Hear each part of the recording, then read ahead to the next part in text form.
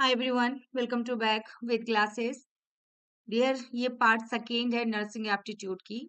2025 के लिए जो भी प्रिपरेशन कर रहे हैं, जैसे आपका ये भी एम यू की मैं बात करूँ, यूपी में यूपी सीनेट जो एग्जाम फॉर्म निकलते हैं, एंड आपके छत्तीसगढ़ में मैं बात करूँ, हिमाचल प्रदेश की मैं बात करूँ, महाराष्ट्र की मैं बात करूँ, और किसी किसी स्टेट में भी होते होंगे डियर नर्सिंग एप्टीट्यूड के एग्जाम, जो कि क्वेश्चन में पूछे जाते होंगे। किसी स्टेट में 20 मार्क्स के हैं, किसी में 40 मार्क्स के भी हैं, ठीक है ना।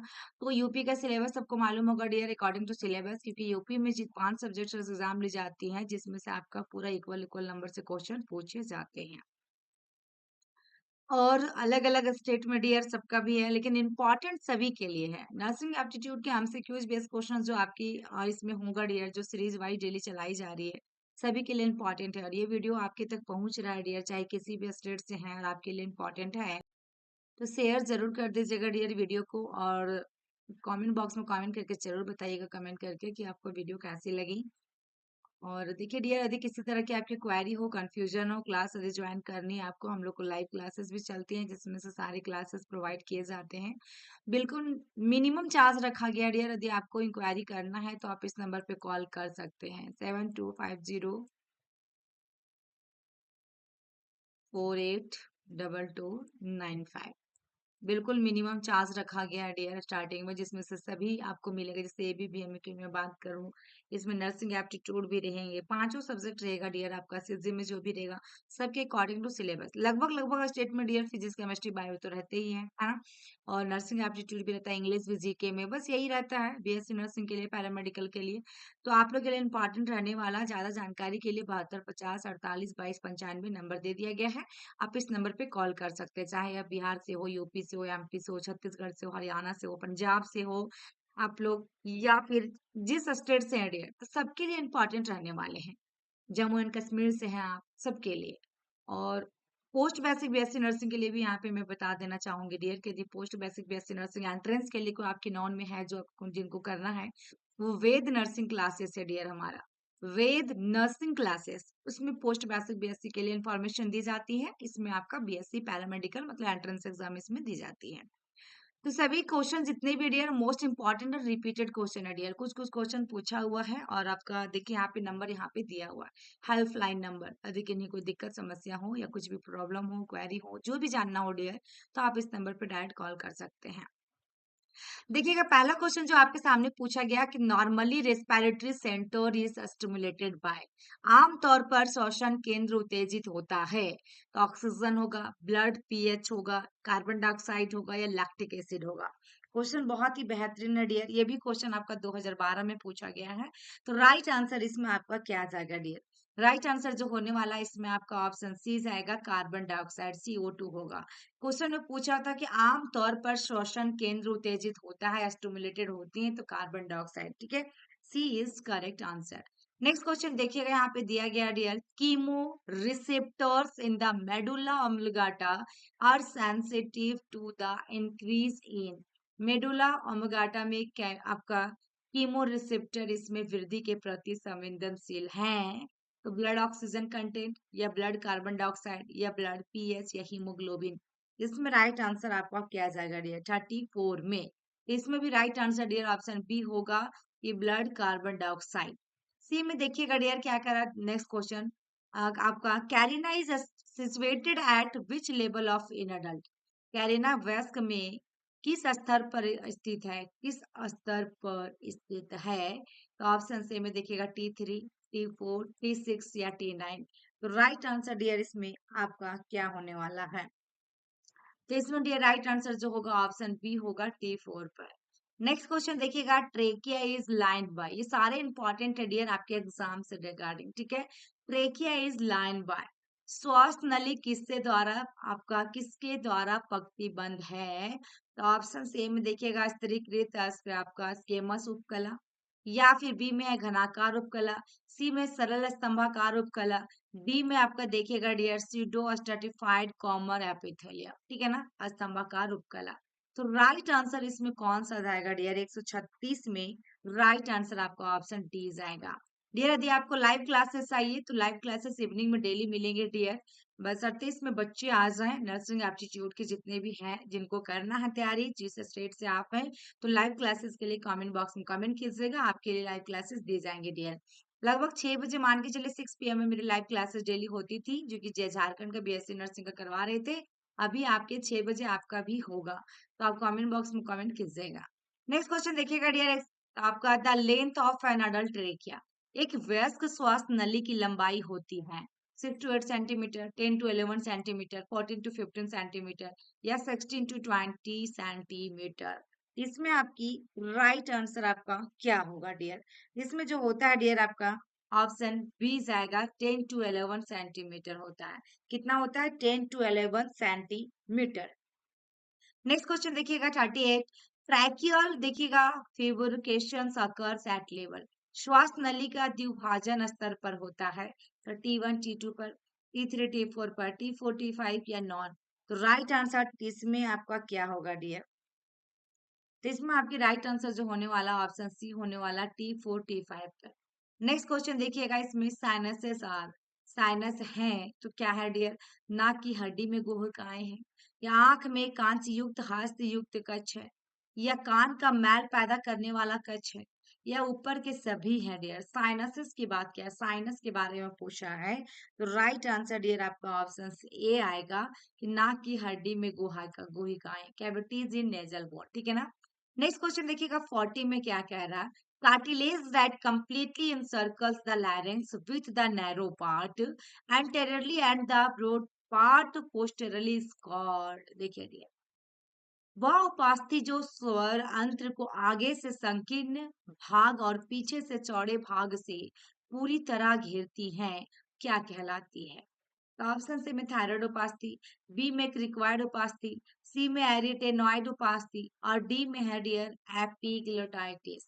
तो राइट आंसर डियर इसमें आपका क्या होगा?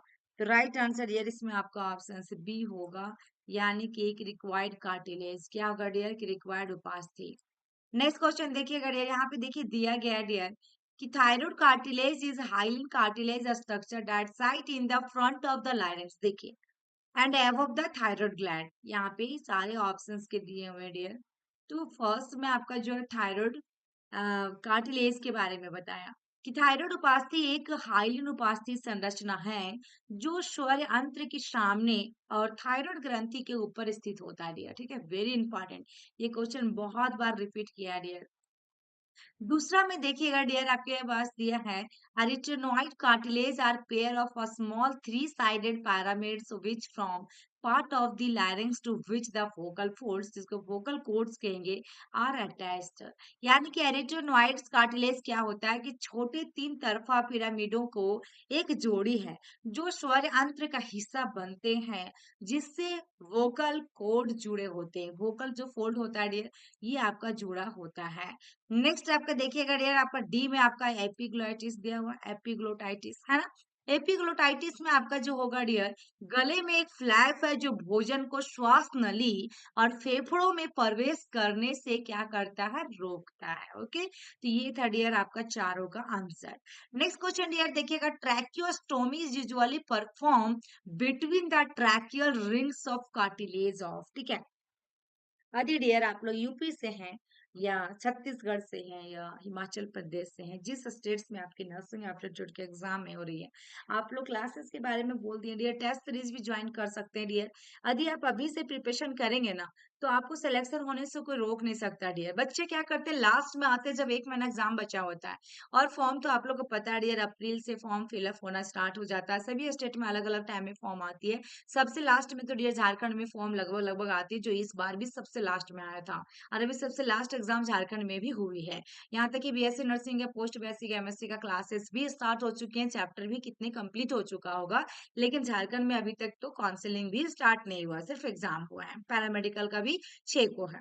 तो डियर आप लोग मेहनत कीजिए, आप लोग के एग्जाम का डेट भी बहुत जल्दी आ जाती है, तो आपके एग्जाम भी जल्दी हो जाती है, तो आपके पास टाइम भी नहीं है, तो आप मेहनत करना स्टार्ट कीजिए डियर, ठीक है। यहाँ पे देखिए राइट आंसर क्या जाए होगा। ट्रेकियोस्टोमी आमतौर पर पास्ती के श्वास नली वलय के बीच किया जाता है। क्वेश्चन में ये पूछा है। तो राइट आंसर डियर जो होगा इसमें ऑप्शंस कौन सा जाएगा, सेकंड एंड थर्ड आएगा, थर्ड एंड फोर्थ आएगा, फोर्थ एंड फिफ्थ होगा, या ऑल ऑफ दी एबव आएगा। तो इसमें dear right answer option A आएगा, सेकेंड एंड थर्ड होगा। ठीक है। नेक्स्ट देखिएगा, trachea starts at the level of, श्वास नली निम्न स्तर से शुरू होती है। फोर्थ सर्वाइकल वर्टिब्रा से, फिफ्थ से होगा, सिक्स से होगा, या सेवन से होगा डियर। तो राइट आंसर इसमें क्या जाएगा डियर, ऑप्शन इसमें सी जाएगा, सिक्स सर्वाइकल वर्टिब्रा से होता है। नेक्स्ट क्वेश्चन देखिएगा, muscles used in respiration are all of the except, श्वसन में उपयोग होने वाली सभी मांसपेशियां के अलावे एक को छोड़कर होगा डियर। मसल्स यूज किया जा रहा है किसमें, इन रेस्पिरेशन में, लेकिन ये को छोड़कर होगा। चार ऑप्शन दिए गए हैं, देखिएगा कौन कौन से हैं। Internal intercostal muscles, external intercostal muscles, diaphragm, या स्ट्रेनोक्लेडोमेस्टोइड मसल्स। तो राइट आंसर 43 में क्या होगा डियर, 43 का लास्ट आंसर आपका डी होगा इसमें।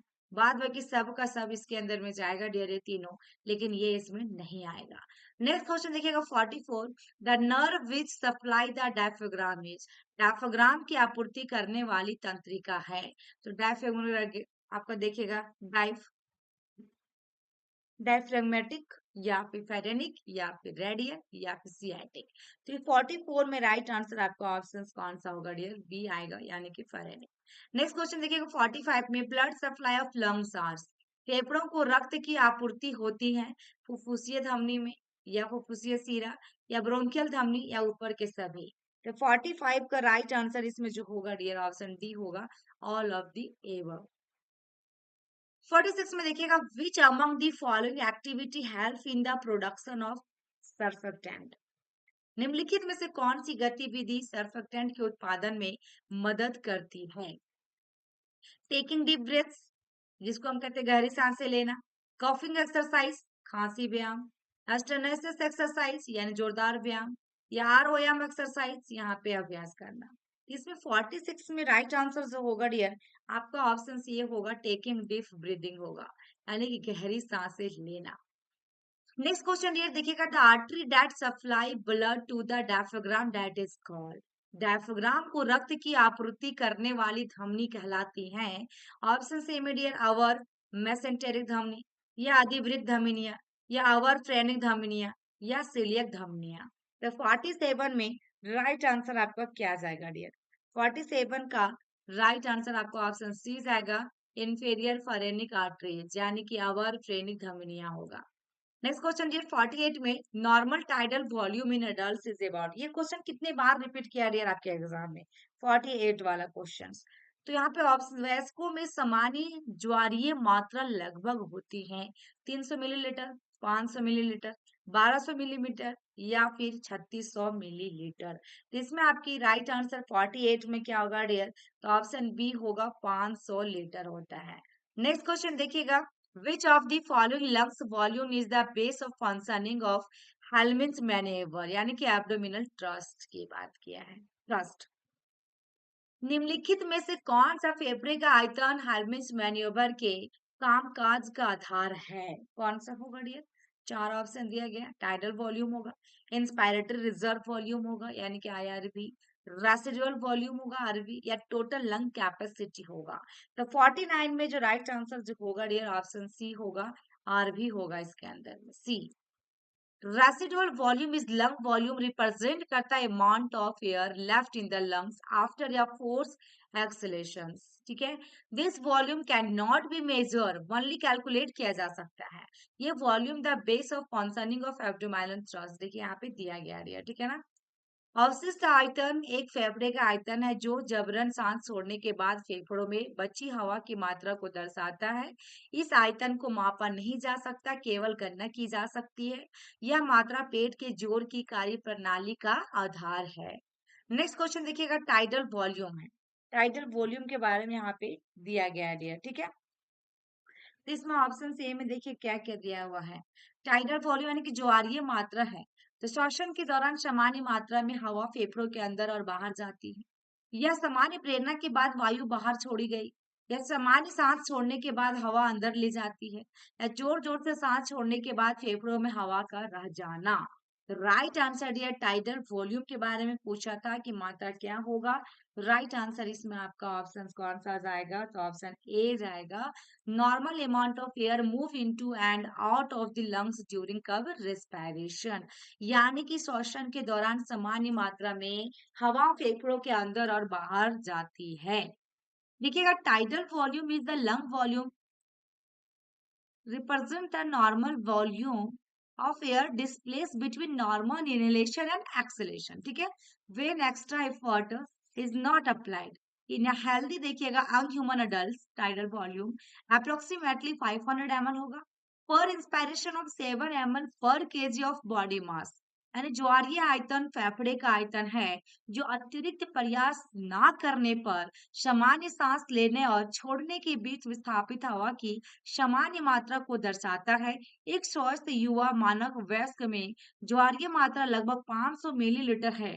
प्रति प्रेरणा या शरीर द्रव्यमान का 7 ml पर किलोग्राम होगा। ठीक है ना? तो इसमें राइट आंसर ऑप्शन गया आपका डियर, ऑप्शन ए हुआ। नेक्स्ट क्वेश्चन देखिएगा 51 का, all of the following lung volumes can be measured by a simple spirometer accept,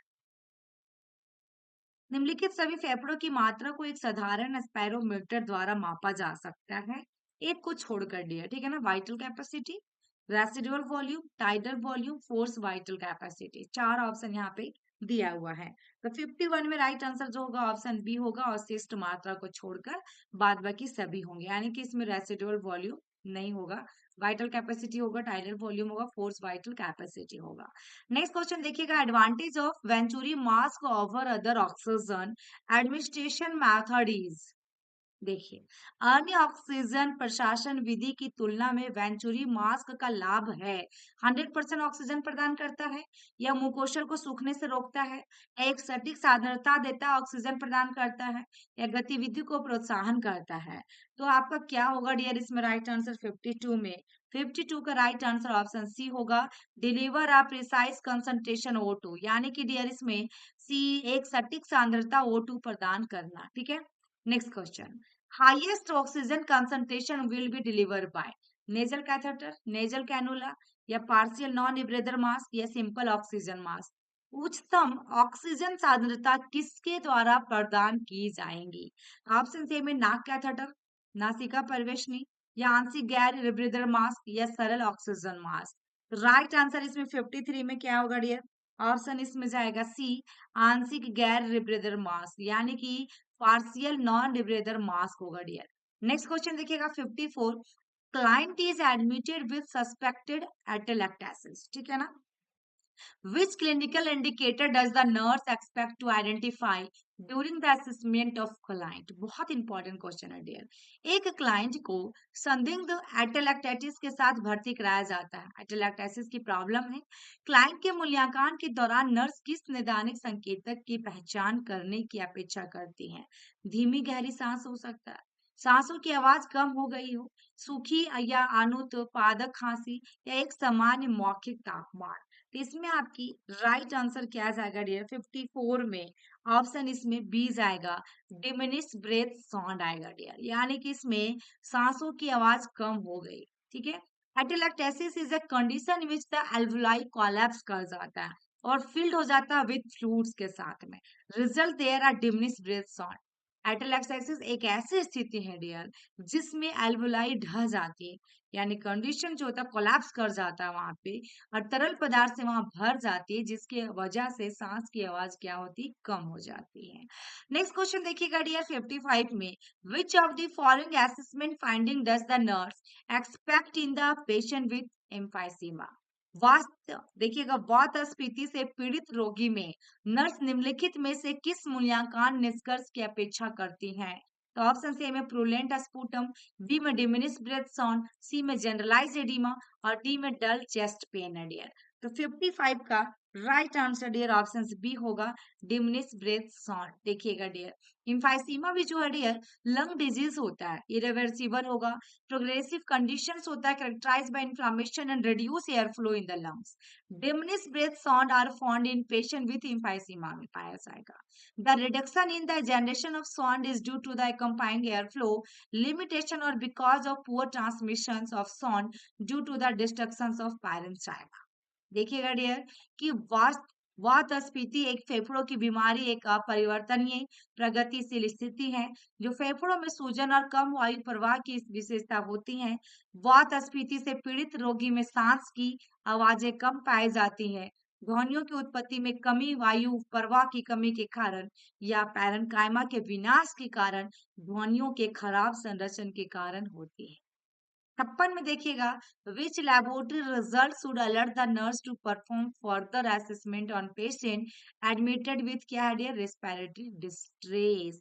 किस प्रयोगशाला परिणाम से नर्स को श्वसन संकट के साथ भर्ती रोगी पर आगे का मूल्यांकन करने के लिए सचेत करना चाहिए। तो यहाँ पर 4 ऑप्शन दिया गया डियर, इसमें PaCO2 more than 50 millimetre of mercury, या HCO3 जो होगा डियर मोर देन 27 मिली इक्विवेलेंट पर लीटर, या PaO2 जो है डियर 90 mm ऑफ Hg होगा, या SpO2 लेस देन 90% होगा।